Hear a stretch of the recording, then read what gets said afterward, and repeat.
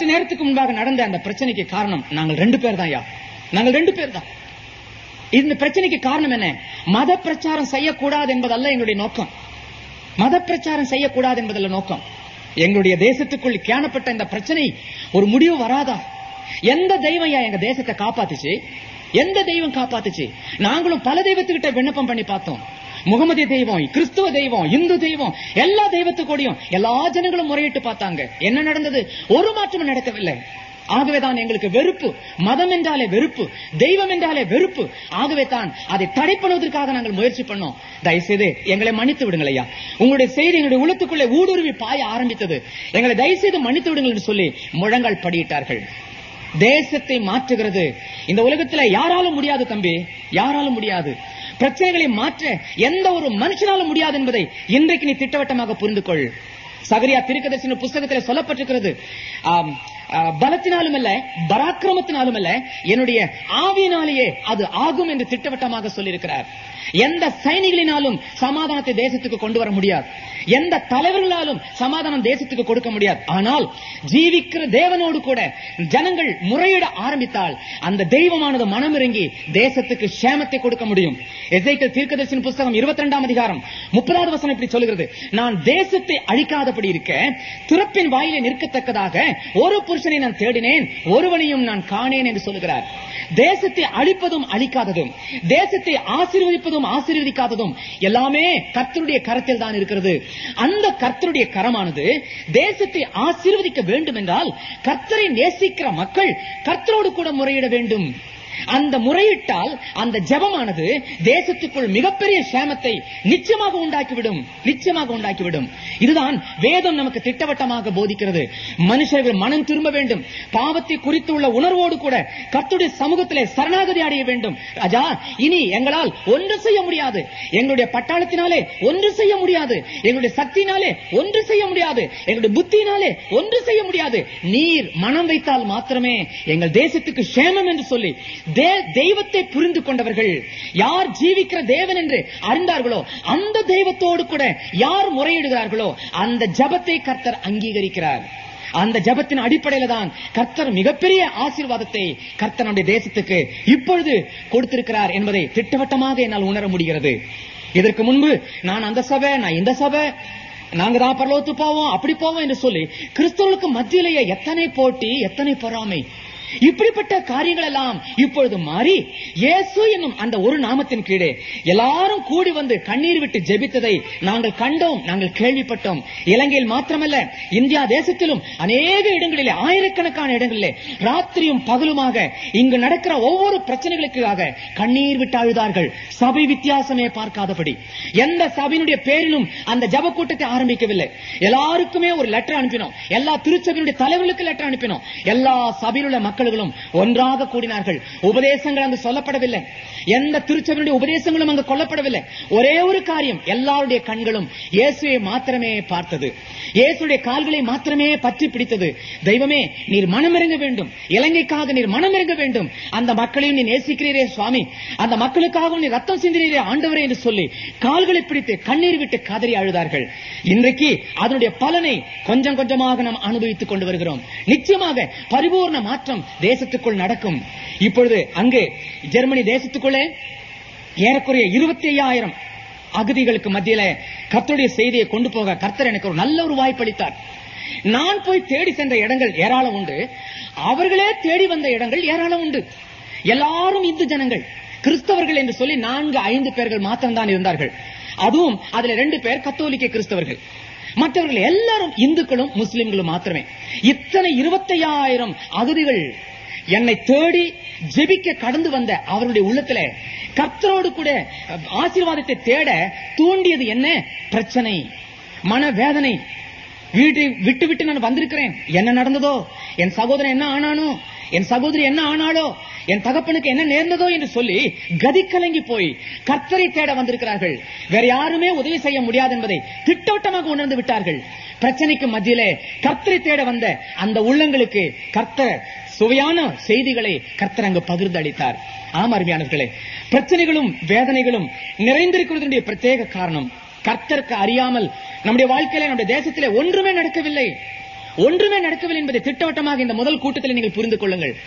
தேவன் எல்லாவற்றையும் கண்டு கொண்டே இருக்கிறார். அதிகாரிகளை நியமிப்பதும் அங்கீகரிப்பதும் கர்த்தர் தான் என்பதை நீங்கள் திட்டவட்டமாக புரிந்து கொள்ள வேண்டும். எந்த தலைவர்களானாலும் எந்த அதிகாரிகளானாலும் இயேசு அறியாமல் ஒரு அதிகாரமும் கிடையாது. எல்லாமே கர்த்தராலே அனுமதிக்கப்பட்டது. கர்த்தர் நியமித்ததல்ல, கர்த்தரால் அனுமதிக்கப்பட்டது என்பதை புரிந்து கொள்ள வேண்டும். ரோமருக்கு எழுதின நிருபம் 13ஆம் அதிகாரம் 1-5 வசனம், தீத்துனுடைய புஸ்தகம் 3ஆம் அதிகாரம் 1 வசனம் சொல்லுகிறது, அதிகாரிகள் தேவனுடைய ஊழியக்காரர்கள் என்று சொல்லி 5வது வசனம் சொல்லப்பட்டிருக்கிறது. அதிகாரிகள் தேவனுடைய ஊழியக்காரர்கள். நாமெல்லாம் நினைக்கிறோம் சுவிசேஷம் அறிவிக்கிறவங்க தான் ஊழியக்காரங்க. அல்ல, அதிகாரிகள், கவர்மெண்ட் அபிஷியல்ஸ், மினிஸ்டர்ஸ் எல்லாருமே தேவனால் அங்கீகரிக்கப்பட்ட அனுமதிக்கப்பட்ட ஊழியக்காரர்கள். எகிப்து தேசத்தில் இஸ்ரேல் ஜனங்கள் கஷ்டப்படுறாங்க. மோசே மூலமாக ஜனங்களை விடுவிப்பதற்காக கர்த்தர் மோசையை தெரிந்து கொண்டார். மோசையோடு கர்த்தர் சொல்றார், போய் பார்வோன் இடத்துல போ, என்னுடைய ஜனங்களை மீட்கும்படியாக போய் பார்வோன்கிட்ட போய் சொல்லு என்று சொல்கிறார். சரி, பார்வோன்கிட்ட போய் அவன் போய் கேட்கிறான், எங்க ஜனங்களை எப்படியாவது ஆராதிப்பதற்கு அவங்களை அனுப்பணும் என்று சொல்லி கேட்கிறான். அதே சமயத்துல வசனம் என்ன சொல்லுது, பார்வோனுடைய இருதயத்தை கர்த்தர் கடினப்படுத்தினார். என்னங்க இது அநியாயமா இருக்குது. இவனை போய் நீ போய் கேளு கேளுன்றது, அவனை போய் நீ உடான்னு அமைக்க வைக்கிறது. இது என்ன வேலை இது? இதுதான் தேவ ரகசியம் என்று சொல்லப்படுகிறது. தேவ ரகசியம். பார்வோனோடு கூட கர்த்தர் ஏற்கனவே பலமுறை பேசியிருந்திருக்கலாம். கர்த்தருடைய காரியத்தை குறித்து திட்டவட்டமாய் அறிவித்திருக்கலாம். ஆனால் அவனோ கர்த்தரை மதிக்காதவனாய், கர்த்தருடைய வசனத்துக்கு கீழ்ப்படியாதவனாய் இருந்தபடியினாலே அழிப்பதற்கு கர்த்தர் ஒரு உபயம் தேடினார். எல்லாருமே சேர்த்து அழிக்க வேண்டும் என்று சொன்னால் இன்னும் அவனுடைய இருதயம் கடினப்பட்டால் தான் உண்டு. அப்பொழுதுதான் முழு சேனையும் சேர்த்து ஒருமித்து அழிப்பதற்கு அவருக்கு ஒரு திட்டம் இருந்தது. அதே சமயத்திலே கர்த்தரால் நேசிக்கப்படுகிற இந்த ஜனங்களை காப்பாற்ற இவருடைய உள்ளத்திலே இன்னும் ஜெப ஆவியை உண்டு பண்ண பிரச்சனைகளை இன்னும் அதிகமாக கர்த்தர் அனுமதித்தார். 2 பக்கத்திலுமே சில காரணங்கள் இருந்தது, சில நோக்கங்கள் கர்த்தருக்கு இருந்தது. கர்த்தர் அறியாமல் ஒரு தேசத்திலும் ஒரு பிரச்சனை உருவாவதில்லை. கர்த்தர் அறியாமல் கர்த்தரை நேசிக்கிற குடும்பத்துக்குள்ளே எந்த பிரச்சனையும் உருவாவதில்லை. அவர் அதை பார்க்கிறார், அதை அவர் அறிகிறார், அதை அவர் அனுமதிக்கிறார். தீமையினாலே கர்த்தர் யாரையுமே சோதிக்கிறது இல்லை, ஆனா தீமையை கர்த்தர் அனுமதிப்பார். கொடுப்பதற்கும் அனுமதிப்பதற்கும் நிறைய வித்தியாசம் இருக்கிறது. ஆகவே தேசம் கர்த்தருடைய பார்வையில் இருக்கிறது, ஜனங்கள் கர்த்தருடைய பார்வையில் இருக்கிறார்கள். பிரச்சனைகள் ஒவ்வொரு முறை வரும்போதும் கர்த்தரை தேடுவதற்காக அநேக முறை கர்த்தர் தன்னுடைய ஜனங்களை பலவிதமான சிக்ஷைகளுக்கு வழியாக நடத்தி கொண்டு வந்திருக்கிறார். அதே மாதிரிதான் இலங்கையிலும் கூட இதுவரைக்கும் அநேக பேர் ஏனோதானோ என்று வாழ்ந்த வாழ்க்கை, பெற்றோருக்கு அடங்காத பிள்ளைகள், பெற்றோருடைய பேச்சை கேட்காத பிள்ளைகள், இஷ்டம் போல தன்னுடைய வாழ்க்கையை அமைத்துக் கொண்ட பிள்ளைகள். 1972 வருஷம் முதலாவதாக இலங்கையிலே நான் வந்தேன். அந்த சமயங்களிலே கடற்கரை ஓரங்களிலே என்னை கூட்டிக் கொண்டு போய் காண்பித்த சமயத்திலே என்ன அசிங்கமான ஆபாசமான காட்சிகள். இவரெல்லாம் யார்? கிறிஸ்தவர்கள், நம்முடைய சபையை சேர்ந்தவர்கள். இப்படித்தான் என்னிடத்தில் சிலரை அறிமுகப்படுத்தினார்கள்.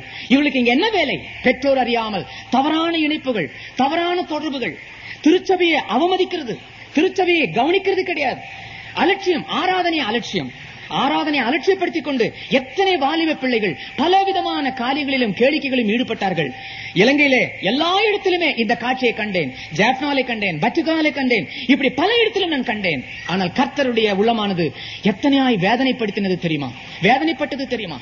இந்த மக்களை திருப்புவதற்காக எத்தனை ஊழியங்கள், எத்தனை கூட்டங்கள், ஒரு குறைவும் கர்த்தர் வைக்கவில்லையே.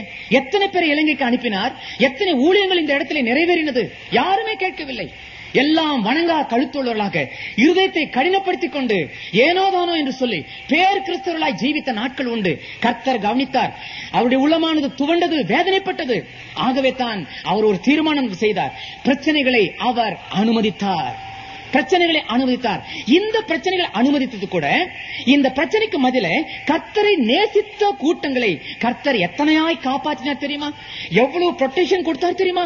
சுற்றிலுமான தீ, சுற்றிலுமாய் பலவிதமான பிரச்சனைகள். ஆனால் சில குடும்பங்களை கர்த்தர் தன்னுடைய மக்களை எதிரிகள் மூலமாகவே காப்பாற்றின பல அனுபவத்தை நான் கேள்விப்பட்டேன். இங்கிருந்து வந்த கடிதம் மூலமாய் கேள்விப்பட்டேன். ஆமாம், ஒரு நாளும் கர்த்தர் தன்னுடைய பிள்ளைகளை கைவிடவில்லை என்பதை இதன் மூலமாய் உறுதிப்படுத்த முடிந்தது.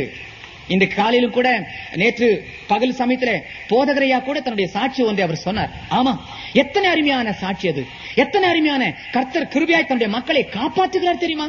அருமையானவர்களே, இந்த நிகழ்ச்சியானது கர்த்தருடைய பார்வையிலே அனுமதிக்கப்பட்ட நிகழ்ச்சி. மக்கள் மனம் திரும்ப வேண்டும், வசனத்துக்கு நேராய் திரும்ப வேண்டும். இதை தருவதற்காக தான் கர்த்தர் ஒரு சந்தர்ப்பத்தை கொடுத்தார், சில காரியங்களை அனுமதித்தார். மக்கள் ஒரு சிலர் மனம் திரும்பினார்கள். இப்பொழுது கூட நிறைய பேர் திரும்பிட்டான்னு நினைக்கிறீங்களா? இல்ல இல்ல. பிரச்சனைகள் இத்தனை வந்தும் கூட, இத்தனை வேதனைகள் அனுபவித்தும் கூட இன்னும் இருதயத்தை கடினப்படுத்திக் கொண்டிருக்கிற மக்கள் இன்னும் இருக்கத்தான் செய்கிறார்கள்.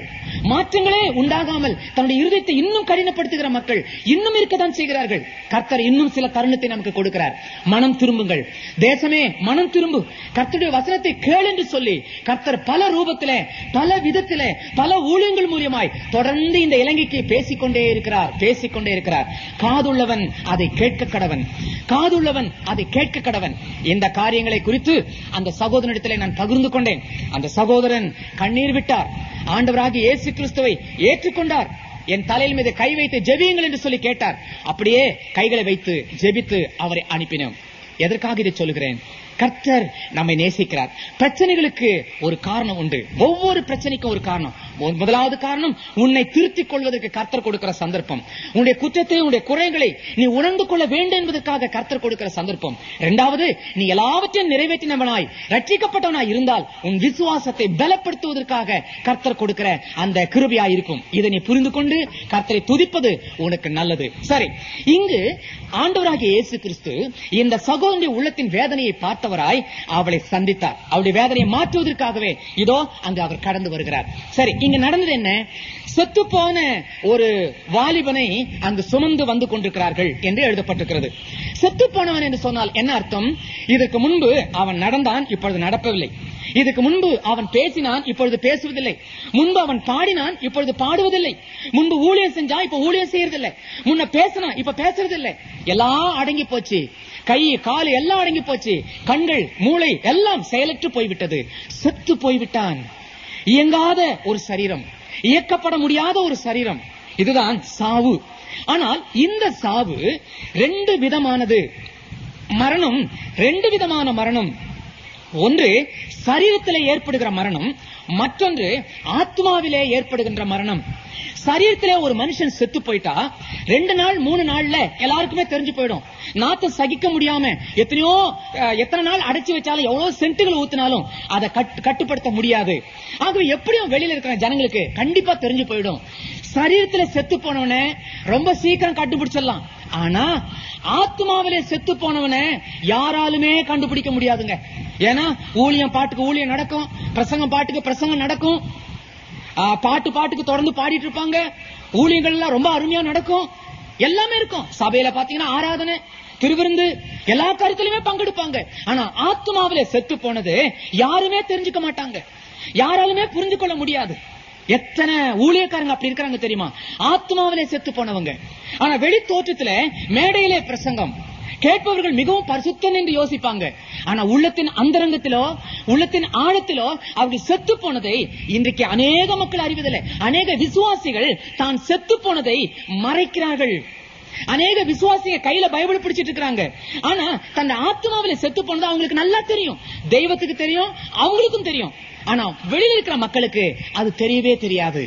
ஆத்மாவிலே செத்து போன மனுஷனை கண்டுபிடிப்பது மிகவும் கடினமான காரியம். எனக்கு தெரியும், 1965 வருஷத்துல என்னுடைய ஆவிக்குரிய ஜீவித்துல எனக்கு உதவி செஞ்ச 4-5 ஊழியக்காரர்கள் உண்டு. அதுல ஒரு ஊழியக்காரன் பாவத்துல விழுந்து போயிட்டார். இது எல்லாருமே வெளியிலேயே கண்டுபிடிச்சிட்டாங்க, எல்லாம் பரிசயமாவே தெரிஞ்சு போச்சு. நானும் அவருடைய கேம்பஸுக்கு நான் போய் கடைசியில் அதை உறுதிப்படுத்திட்டேன். அவரே ஓப்பனாவே சொல்லிட்டாரு, ஆமாங்க என்ன பண்றது, நான் பாவத்துல விழுந்துட்டேன். எல்லாருக்குமே வெளிரங்கமாவே தெரிஞ்சு போச்சு அந்த தொடர்பு. எனக்கு மனைவி இருக்குது, பிள்ளைங்க இருக்கிறாங்க. ஆனா இன்னொரு தவறான ஒரு தொடர்பு எனக்கு ஏற்பட்டு போச்சு, அவளும் கர்ப்பம் உண்டாகி போச்சு. ஆகவே இதை என்னால மறைக்கவே முடியல என்று சொல்லி அவர் அப்படியே ஒப்புக்கொண்டார். சரி, இப்ப நடக்கிறது என்ன தெரியுங்களா? தொடர்ந்து அவர் பிரசங்கம் பண்றாரு, எத்தனை பேர் ரட்சிக்கப்படுறாங்க தெரியுமா? தொடர்ந்து அவர் ஜெபிக்கிறாரு, எத்தனை பேருக்கு வியாதி சுகமாகுது தெரியுமா? கையை தூக்கினாலே போதும் பிசாசுங்க அலறி அடிச்சுட்டு ஓட ஆரம்பிச்சது.